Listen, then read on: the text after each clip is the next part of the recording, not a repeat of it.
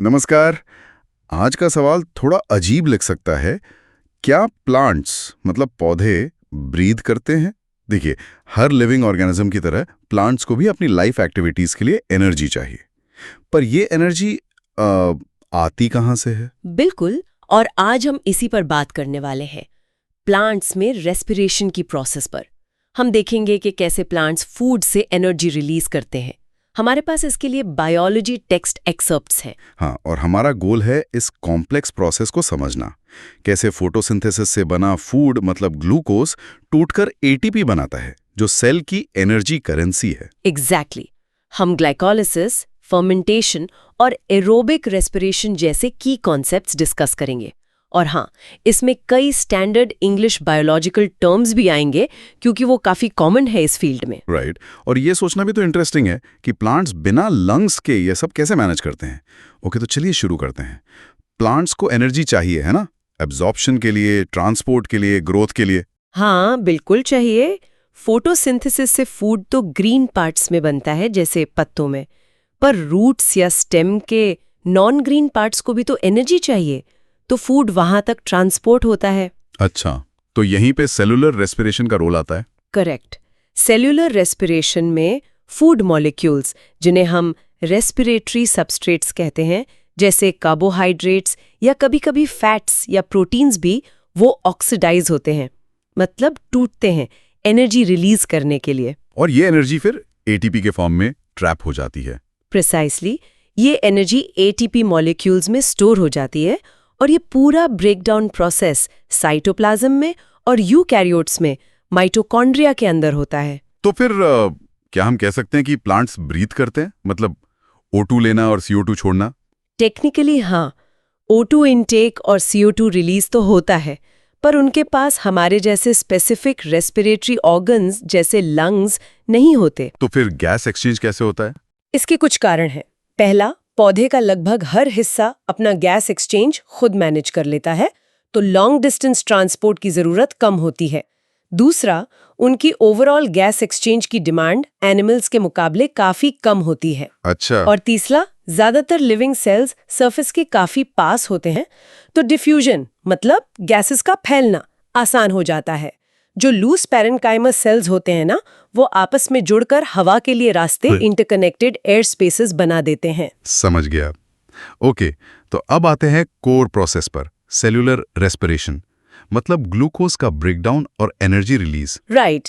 इसमें की आइडिया ये है कि एनर्जी एकदम से एक झटके में रिलीज नहीं होती। ऐसा होता तो ज्यादातर एनर्जी हीट की तरह वेस्ट हो जाती। ओह, तो ये स्लो स्टेप वाइज रिएक्शंस की सीरीज में होता है। कई स्टेप्स होते हैं और हर स्टेप को एंजाइम्स कंट्रोल करते हैं। इससे एनर्जी को एफिशिएंटली कैप्चर करके एटीपी बनाने में मदद मिलती है।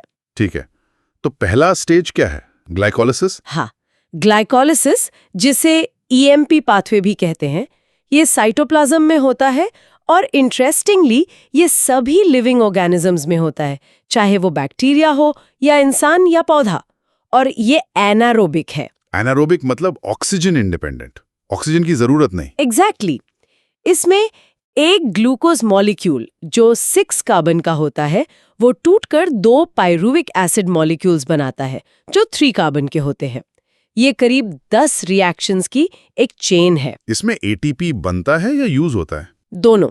शुरू में कुछ एटीपी इन्वेस्ट करना पड़ता है, लेकिन एंड में नेट गेन होता है एटीपी का और एनएडीएच का भी। एनएडीएच भी एक एनर्जी कैरियर है। तो ग्लाइकोलिसिस का मेन प्रोडक्ट हुआ पाइरुविक एसिड। हाँ, अब इस पाइरुविक एसिड का क्या होगा, ये सेल की जरूरत और सबसे इम्पोर्टेंट ऑक्सीजन की अवेलेबिलिटी पर डिपेंड करता है। अच्छा, तो यहाँ से रास्ता बदल सकता है, ऑक्सीजन है या नहीं इस पर निर्भर करता है। बिल्कुल, ये एक fork in the road moment है।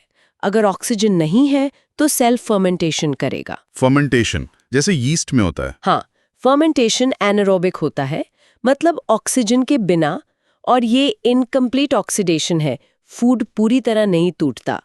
यीस्ट में अल्कोहलिक फर्मेंटेशन होता है, जिसमें पाइरुविक एसिड से एथेनॉल और CO2 बनते हैं। और दूसरा टाइप? दूसरा है लैक्टिक एसिड फर्मेंटेशन। ये कुछ बैक्टीरिया में और हेवी एक्सरसाइज के दौरान हमारी मसल्स में भी होता है। इसमें पाइरुविक एसिड से लैक्टिक एसिड बनता है। लेकिन फर्मेंटेशन में एनर्जी तो बहुत कम निकलती है ना? बिल्कुल। नेट गेन सिर्फ 2 एटीपी मॉलिक्यूल्स का होता है, पर ग्लूकोज, वो भी ग्लाइकोलिसिस वाले। ऊपर से इसके बाय प्रोडक्ट्स जैसे अल्कोहल या लैक्टिक एसिड ज्यादा मात्रा में हार्मफुल हो सकते हैं। सुना है यीस्ट भी करीब 13% अल्कोहल कॉन्सेंट्रेशन के बाद खुद ही मरने लगते हैं। सही। तो ज्यादा एनर्जी के लिए ऑक्सीजन जरूरी है, aerobic respiration. Exactly. Complete oxidation और मैक्सिमम एनर्जी एक्सट्रैक्शन के लिए एरोबिक रेस्पिरेशन जरूरी है, और इसके लिए ऑक्सीजन चाहिए। ये प्रोसेस माइटोकॉन्ड्रिया में होता है। पायरुविक एसिड साइटोप्लाज्म से माइटोकॉन्ड्रिया में ट्रांसपोर्ट होता है। ओके, तो माइटोकॉन्ड्रिया में क्या होता है फिर? माइटोकॉन्ड्रिया में एंटर करने के बाद पायरुविक एसिड का पहले होता है पायरुवेट ऑक्सीडेशन। इसमें पायरुविक एसिड एसिटिल कोए नाम के मॉलिक्यूल में कन्वर्ट होता है, साथ में CO2 निकलती है और NADH बनता है। एसिटिल कोए, ये नाम सुना है। हाँ, ये बहुत इंपॉर्टेंट इंटरमीडिएट है। ये एसिटाइल कोवे फिर एंटर करता है क्रेब्स साइकिल में। इसे ट्राई कार्बोक्सिलिक एसिड साइकिल या TCA साइकिल भी कहते हैं। ये माइटोकॉन्ड्रियल मैट्रिक्स में होता है। क्रेब्स साइकिल, इसमें क्या होता है? क्या एसिटाइल कोवे टूटता है? हाँ, एसिटाइल कोवे साइकिल में एंटर करता है और रिएक्शंस की एक सीरीज के थ्रू गुजरता है। इसमें CO2 रिलीज होती है और सबसे इंपॉर्टेंट ज्यादा एनर्जी कैरियर्स बनते हैं, NADH और FADH2। ये मॉलिक्यूल्स एनर्जी को अगले स्टेप तक ले जाते हैं। थोड़ा ATP GTP के जरिए भी बनता है, जिसे सबस्ट्रेट लेवल फॉस्फोरिलेशन कहते हैं। तो NADH और FADH2 ये एनर्जी रिच मॉलिक्यूल्स हैं, पर असल ATP कहाँ बनता है? बल्क में। Excellent question. वो होता है फाइनल स्टेज में, इलेक्ट्रॉन ट्रांसपोर्ट सिस्टम या ETS और ऑक्सीडेटिव फॉस्फोरिलेशन। ये इनर माइटोकॉन्ड्रियल मेम्ब्रेन पर होता है। अच्छा, मेम्ब्रेन पर। हाँ, NADH और FADH2 अपने हाई एनर्जी इलेक्ट्रॉन्स इस ETS को देते हैं। ये इलेक्ट्रॉन्स एक चेन की तरह लगे प्रोटीन कॉम्प्लेक्सेस, कॉम्प्लेक्स I से 4 तक से गुजरते हैं। जैसे बकेट ब्रिगेड में पानी पास होता है। कुछ वैसा ही समझ लीजिए। जैसे इलेक्ट्रॉन्स इस चेन से गुजरते हैं, एनर्जी रिलीज होती है। इस एनर्जी का यूज प्रोटॉन्स H+ आयंस को मेम्ब्रेन के एक तरफ से दूसरी तरफ पंप करने में होता है। इससे एक प्रोटॉन ग्रेडियंट बन जाता है। एक तरफ प्रोटॉन्स की कंसंट्रेशन बहुत ज्यादा हो जाती है, जैसे डैम के पीछे पानी जमा हो जाता है, हाई पोटेंशियल एनर्जी। बिल्कुल एग्जैक्टली। और यहीं पर ऑक्सीजन का क्रूशल रोल आता है। ऑक्सीजन इस इलेक्ट्रॉन ट्रांसपोर्ट चेन के एंड में बैठा होता है और फाइनल इलेक्ट्रॉन एक्सेप्टर का काम करता है। ये इलेक्ट्रॉन्स को एक्सेप्ट करके वाटर H2O बनाता है।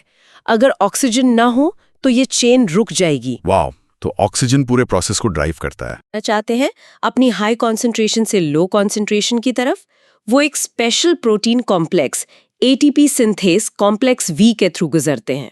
ये टरबाइन जैसा है? हाँ बिल्कुल। जैसे पानी टरबाइन से गुजरकर बिजली बनाता है, वैसे ही प्रोटॉन्स जब ATP सिंथेस से गुजरते हैं तो उसकी एनर्जी से ADP और फॉस्फेट जुड़कर ढेर सारा ATP बनता है। इसी प्रोसेस को ऑक्सीडेटिव फॉस्फोरिलेशन कहते हैं। जबरदस्त। तो एरोबिक रेस्पिरेशन में नेट गेन कितना होता है ATP का? थ्योरेटिकली एक ग्लूकोज मॉलिक्यूल से करीब 38 ATP मॉलिक्यूल्स बन सकते हैं एरोबिक रेस्पिरेशन में। कंपेयर कीजिए फर्मेंटेशन के सिर्फ 2 ATP से। बाप रे, जमीन आसमान का फर्क है। ऑक्सीजन वाकई गेम चेंजर है। इंडीड। यही एफिशिएंसी कॉम्प्लेक्स लाइफ फॉर्म्स को सस्टेन करती है। फर्मेंटेशन में ATP यील्ड बहुत कम है और NADH का रीजेनरेशन भी स्लो होता है, जबकि एरोबिक रेस्पिरेशन में ये बहुत तेजी से होता है। टेक्स्ट में इसे एम्फीबॉलिक पाथवे भी कहा गया है। इसका क्या मतलब है? सिर्फ ब्रेकडाउन नहीं?